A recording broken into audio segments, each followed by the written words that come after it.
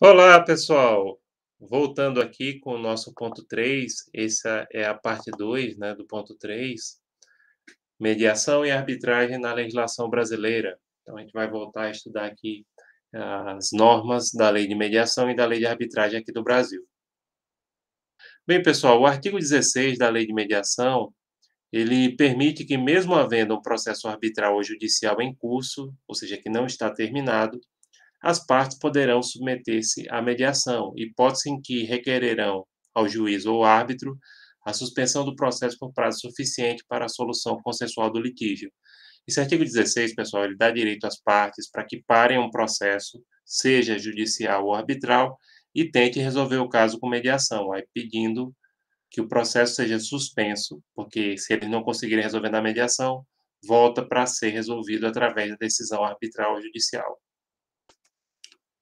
O artigo 17 da norma analisado, ele define que considera-se instituída a mediação na data para a qual for marcada a primeira reunião da mediação. Por sua vez, o parágrafo único determina que, enquanto transcorrer o procedimento de mediação, ficará suspenso o prazo prescricional. Então, por exemplo, nesse caso aqui, pessoal, quando é que se institui a mediação? Na primeira reunião. Pronto, acho que ficou claro. Agora a questão da prescrição é, por exemplo, para uma dívida, prescrição é em relação ao vencer, o prazo e você não precisar mais cumprir aquela obrigação. Então, por exemplo, está sendo cobrado uma dívida na mediação, enquanto a mediação estiver em curso, essa dívida não está prescrita, porque depois ela está prescrita, você pode até cobrar, mas não é obrigado a pagar, né. Por exemplo, as dívidas, dívidas comuns, né, envolvendo pessoas, geralmente são 3 anos. Depois de 3 anos, você já não é obrigado a pagar. Pode até ser cobrado, né, mas paga se quiser, porque prescreveu aquele débito. Ou seja, ele está vencido, não é mais válido. Pode pagar a dívida prescrita? Pode até ser cobrado, desde que não gere constrangimento. O artigo 18 da referida lei determina que, iniciada a mediação, as reuniões posteriores, com a presença das partes, somente poderão ser marcadas com a sua anuência. Anuência é concordância, né? Ou seja, as partes têm que concordar com as reuniões posteriores. Combina entre as partes essas datas. Conforme o artigo 19 da Lei de Mediação, estabelece que o mediador, no desempenho de suas funções, poderá reunir-se com as partes em conjunto ou separadamente, bem como solicitar das partes as informações que entender necessárias para facilitar o entendimento entre aquelas. O mediador, pessoal, ele tem esse direito, tanto, a gente acho que falou no ponto 2, né, de se reunir com as partes isoladamente, tá, para conversar com elas, bem como pedir qualquer informação que ele ache necessário para ajudar as partes a construírem uma decisão para aquele caso concreto. De acordo com o artigo 20 da lei citada, o procedimento de mediação será encerrado com a lavratura do seu termo final, quando for celebrado o acordo ou quando não se justificarem novos esforços para a obtenção do consenso, seja por declaração do mediador nesse sentido ou por manifestação de qualquer das partes. Então, a mediação, quando é que ela acaba? Fez-se um termo final, chegando a um acordo, né? E aí, quando isso pode ocorrer tanto a pedido de qualquer uma das partes quanto do próprio mediador, que ele vê: "Olha, isso aqui não vai levar a canto nenhum não, vamos parar com essa arbitragem, vamos resolver com o poder judiciário ou com o árbitro. Eu não consigo resolver". Então se lavra o termo final com acordo, né, ou quando se vê que não vai mais chegar a nada, seja o árbitro ou seja qualquer o árbitro não, perdão, o mediador ou qualquer uma das partes. O parágrafo único do artigo 20 da Lei de Mediação estabelece que o termo final de mediação, na hipótese de celebração de acordo, constitui título executivo extrajudicial e, quando homologado judicialmente, título executivo judicial. Como título executivo, pessoal, seja o judicial ou extrajudicial, eu posso cobrar uma dívida, uma obrigação que ele estabeleça. Por exemplo, se ficar estabelecido na mediação, se ficou combinado, que tem que se pagar uma indenização em dinheiro a uma das partes. Então, se é um título executivo, eu posso cobrar e posso penhorar bens,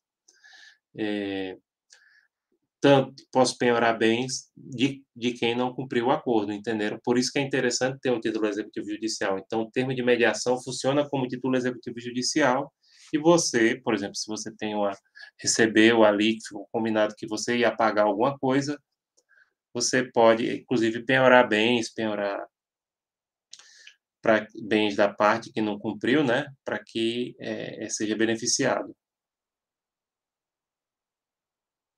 Isso é bem interessante, que aí já facilita a execução da dívida. A execução aqui seria a cobrança. Inclusive com o oficial de justiça, viu? Você pode dar entrada. Se a justiça vai lá na casa da parte devedora e penhora os bens dela. O artigo 21 da norma mencionada define que o convite para iniciar o procedimento de mediação extrajudicial poderá ser feito por qualquer meio de comunicação e deverá estipular o escopo proposto, escopo e objetivo para a negociação, a data e o local da primeira reunião. Então, como é que você convida a parte para fazer uma mediação?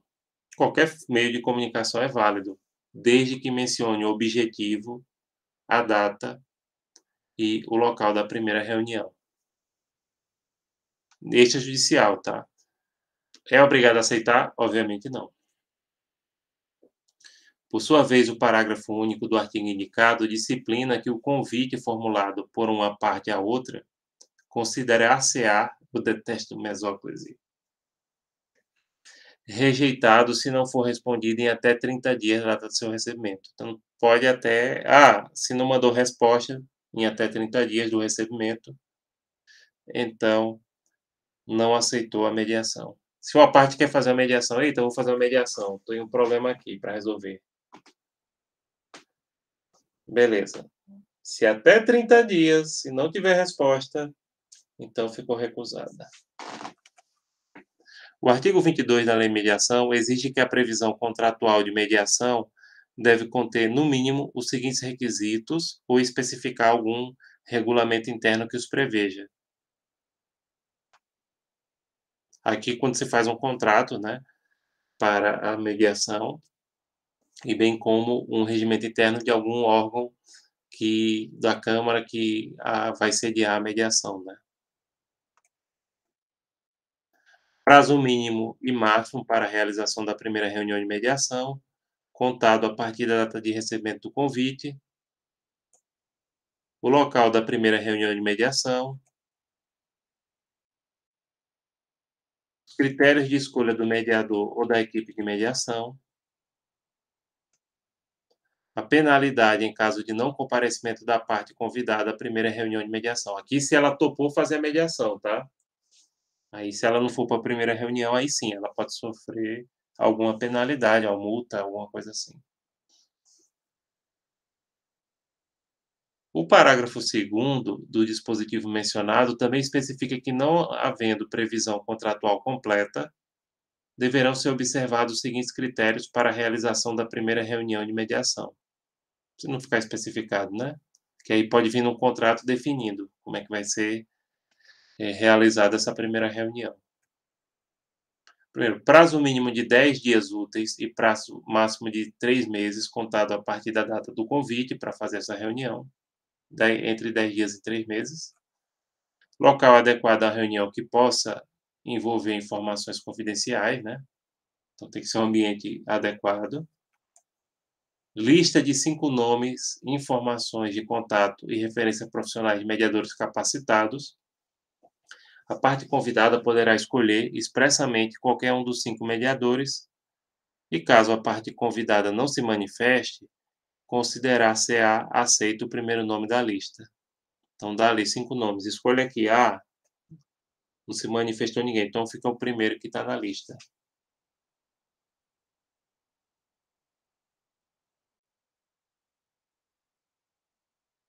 Quarto, não comparecimento da parte convidada à primeira reunião da mediação acarreterá a assunção por parte desta de 50% das custas e honorários sucumbenciais, caso venha a ser vencedora, em procedimento arbitral ou judicial posterior, que envolva o escopo da mediação para a qual foi convidada. Isso aqui é bem interessante. Então, se ela não topou fazer, ela vai ter que pagar metade das custas e dos honorários. O sucumbencial em relação àquilo que for determinado pelo juiz no final do processo, tá? É nesse sentido.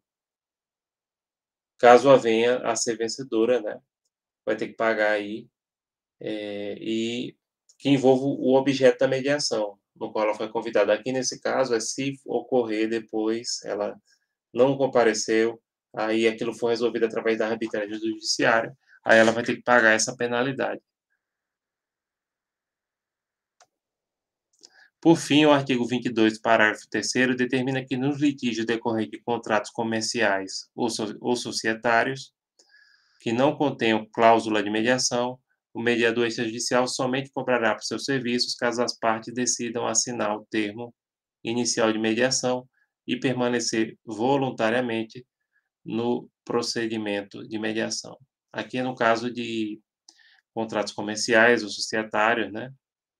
Quando não há cláusula de mediação. Aí o mediador vai cobrar os seus serviços, se for extrajudicial, né?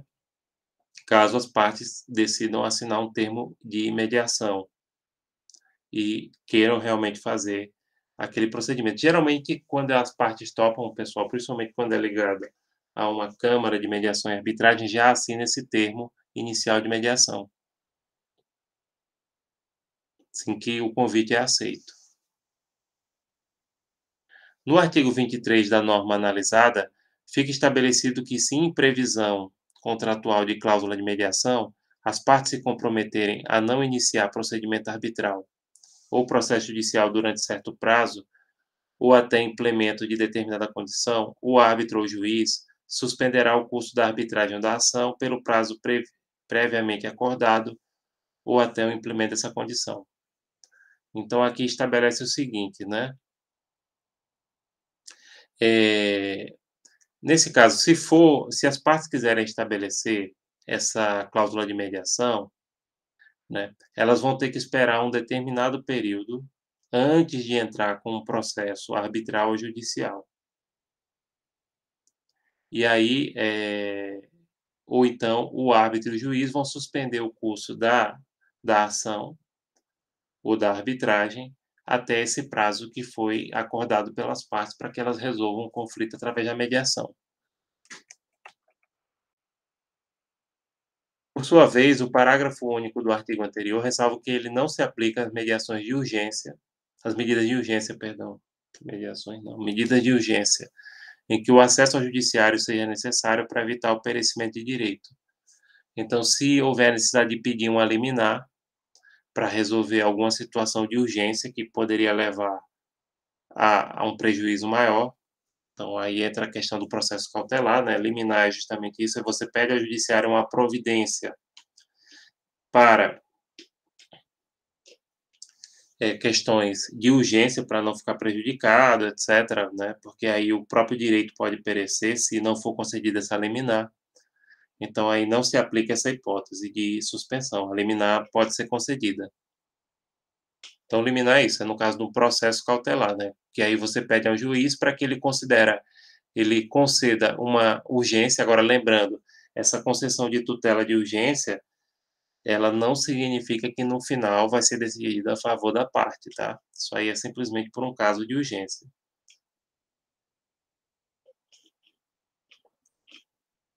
Então, por exemplo, uma reintegração de posse, no caso de uma situação de um aluguel que você pede para que seja retirado aquele inquilino ou até mesmo que ele permaneça enquanto a questão não é resolvida, né? Existe um conflito ali.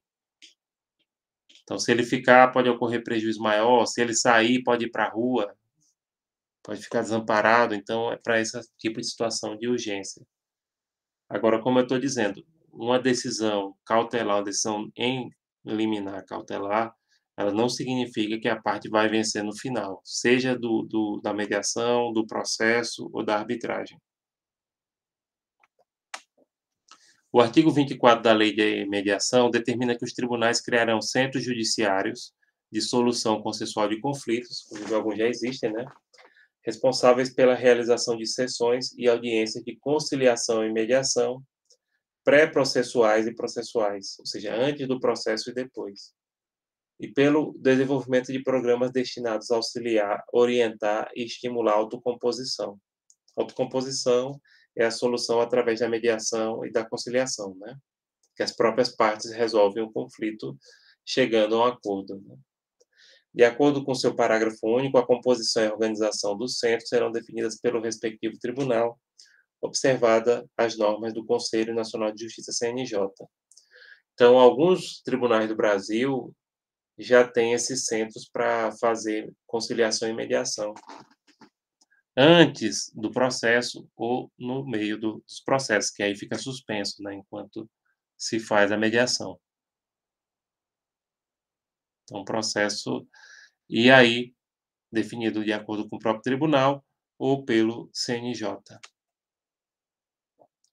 O artigo 25 da Lei de Mediação observa que na mediação judicial os mediadores não estarão sujeitos à prévia aceitação das partes, observado o disposto no artigo 5º dessa lei. Aqui é importante a gente esclarecer o seguinte, pessoal. No caso da mediação judicial, as partes não escolhem a pessoa do mediador, eles escolhem se vão fazer a mediação, entendeu? Mas aí o mediador, porque é o próprio judiciário quem indica. Tá? Então, nesse caso aqui, quando o judiciário indica o mediador, então as partes não precisam escolher. Sim, votando.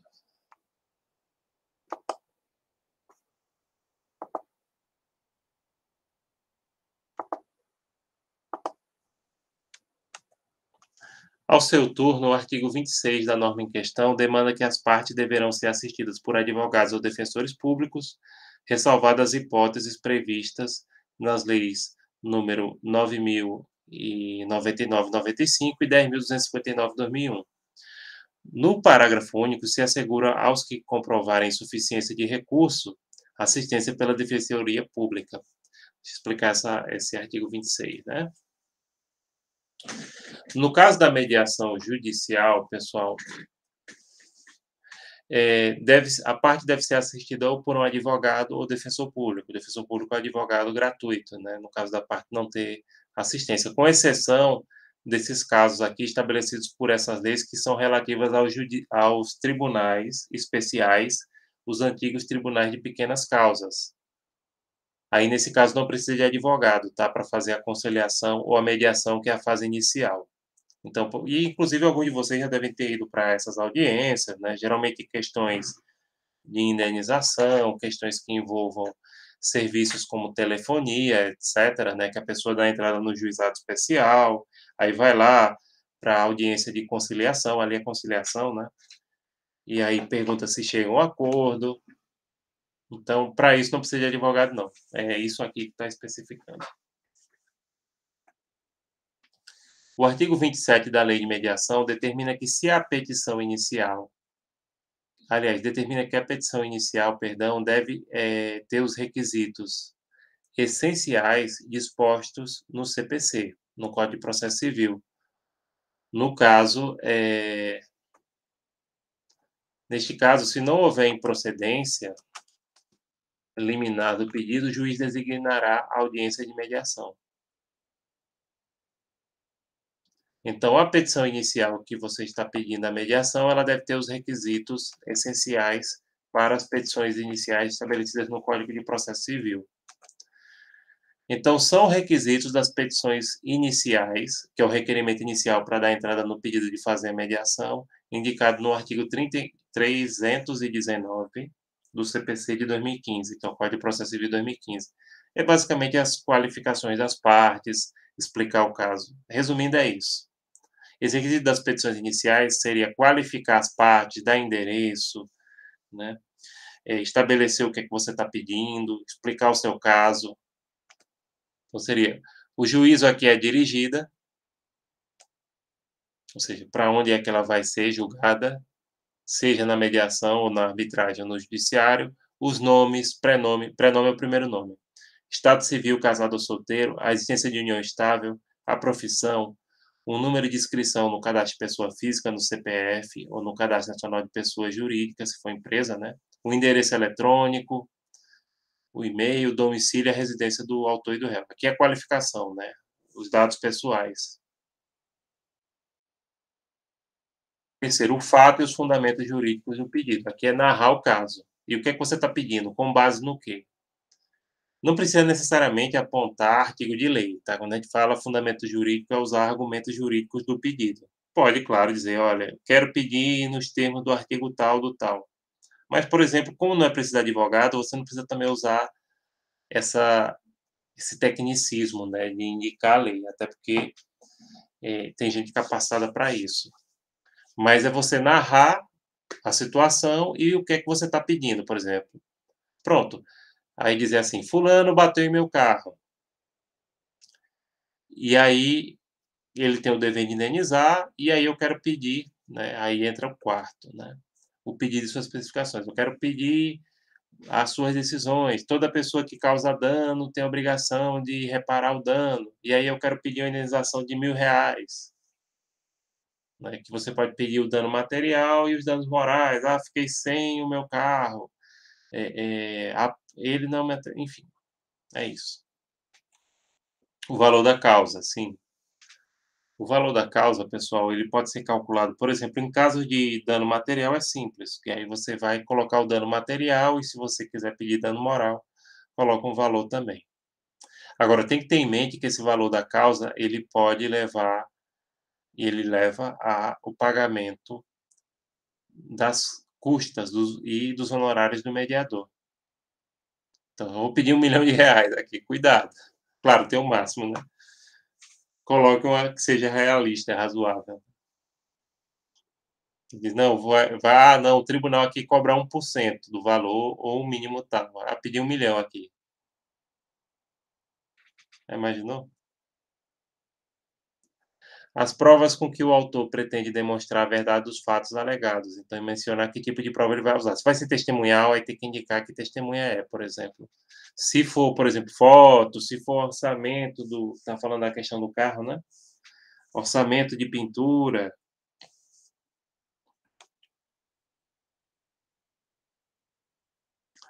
Aqui no caso do judiciário, a opção do autor pela realização ou não de audiência de conciliação ou de mediação, quando isso é permitido, tá? Aí informa se quer ou não fazer audiência de conciliação ou de mediação, em causas comuns, porque, por exemplo, se for em juizado especial ou em questão trabalhista, é obrigatório. Nem que você chegar lá na audiência e diga assim, eu não quero fazer mediação, não quero fazer arbitragem, quero fazer conciliação, nada disso. Bem, o artigo 28 da Lei de Mediação estabelece que o procedimento de mediação judicial deverá ser concluído em até 60 dias. Ó, o prazo é curto, principalmente que as causas judiciárias às vezes demoram anos, né?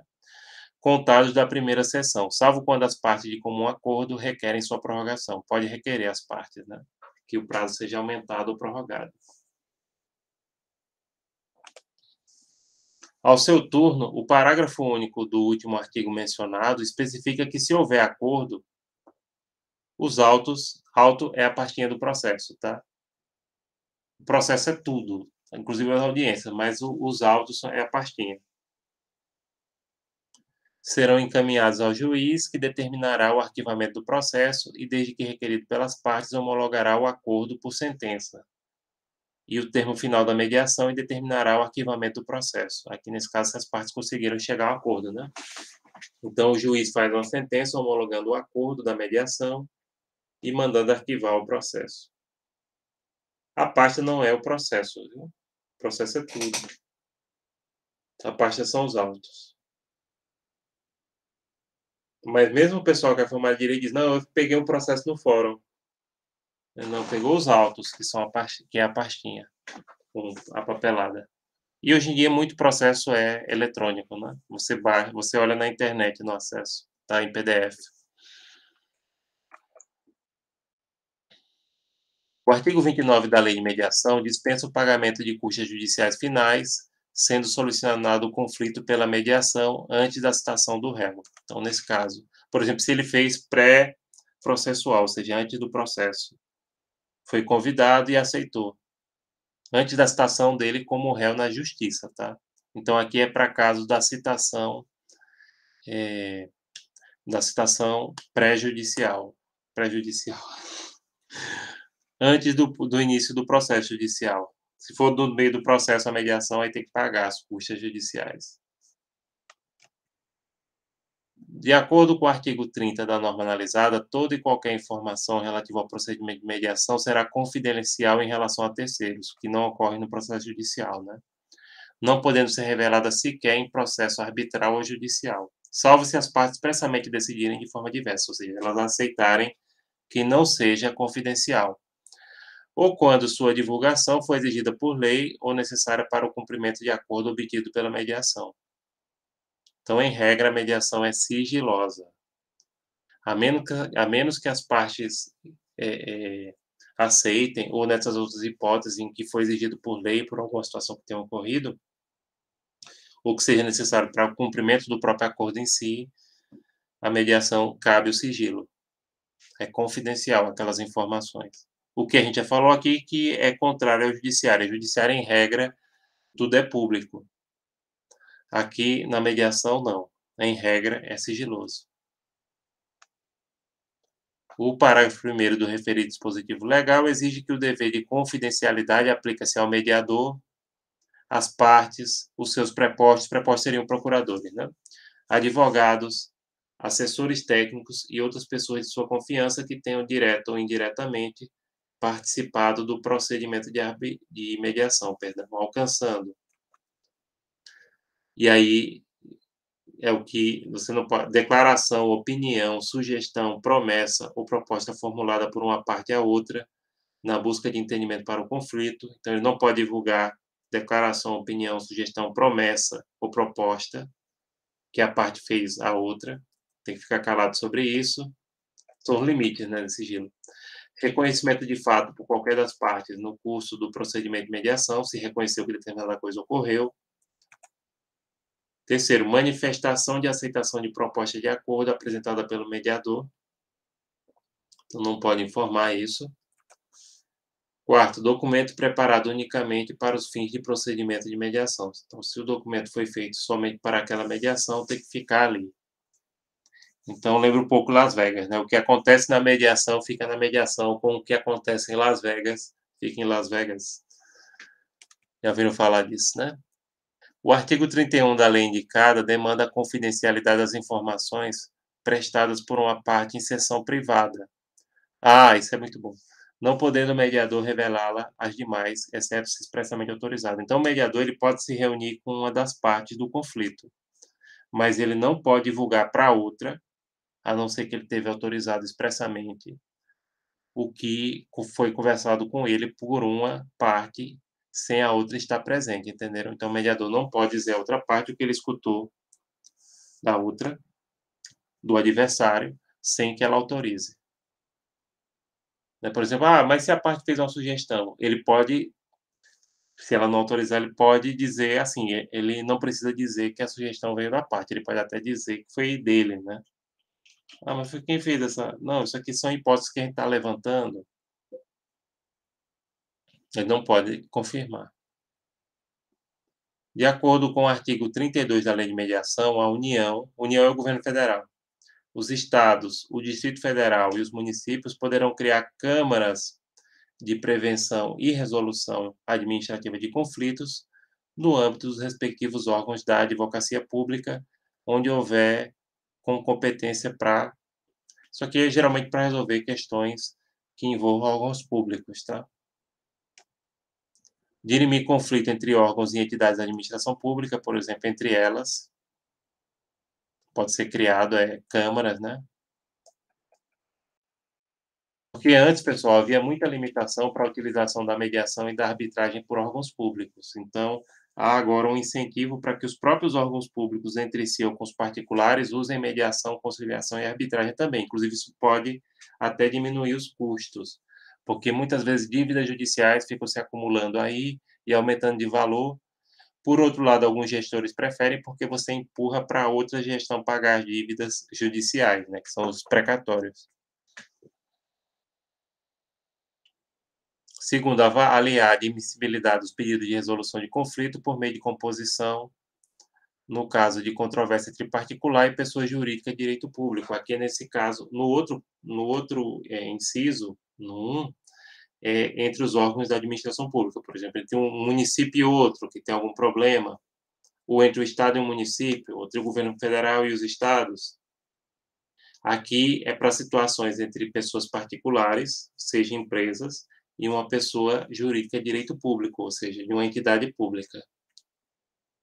Então, por exemplo, entre uma pessoa e uma prefeitura, promover, quando couber, a celebração de termo de ajustamento de conduta, né, para que as partes consigam chegar a um determinado acordo. Os parágrafos 1º e 2º do artigo referido, eles indicam que o modo de composição e funcionamento das câmaras, de que trata o caput é aquela parte do artigo da lei logo no comecinho, antes dos incisos dos parágrafos. Por exemplo, artigo 22, aí o que vem em seguida é o caput antes desses incisos, desses parágrafos. Será estabelecido em regulamento de cada ente federado e as submissões às câmaras de que trata o caput é facultativa e será cabível apenas nos casos previstos no regulamento do respectivo ente federado. Aí também já desanimou. Permite essa possibilidade, mas não obriga. Então, questões envolvendo a administração pública, os órgãos governamentais, podem ser resolvidos através de mediação, mas não é obrigado. E cada entidade estabelece, cada ente federado, aqui não é só do governo federal, é o Estado, é o município, é o próprio governo federal. Não é obrigado. Percebo que esse artigo ele traz uma possibilidade de você atuar com a mediação, mas não obriga. E como eu disse, muitas vezes o órgão público prefere um processo judicial porque demora tempo, e aí vai demorar tempo para pagar aquela dívida e pode ser empurrado, por exemplo, para o próximo prefeito, se for em relação ao município. Não, isso aí resolve na justiça. O outro prefeito daqui a 8 anos ou daqui a 4 anos é que resolve essa bronca. Mas é uma possibilidade. E, francamente, poderia trazer mais economia para a administração pública, se fosse resolvido por mediação, porque dava uma solução mais rápida e chegava a um acordo. E até dizer, olha, se você não chegar a esse acordo, se a gente não conseguir chegar a esse acordo aqui, você vai ter que resolver no judiciário e vai esperar lá 5, 10 anos para poder receber uma dívida.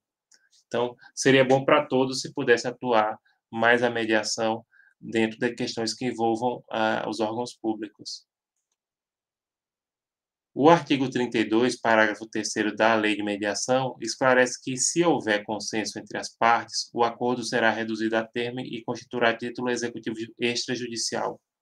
Então, nesse caso aqui, nessas questões envolvendo a administração pública, se chegar a acordo, o acordo vai ser um título executivo judicial, extrajudicial, perdão, que pode ser cobrado e penhorado.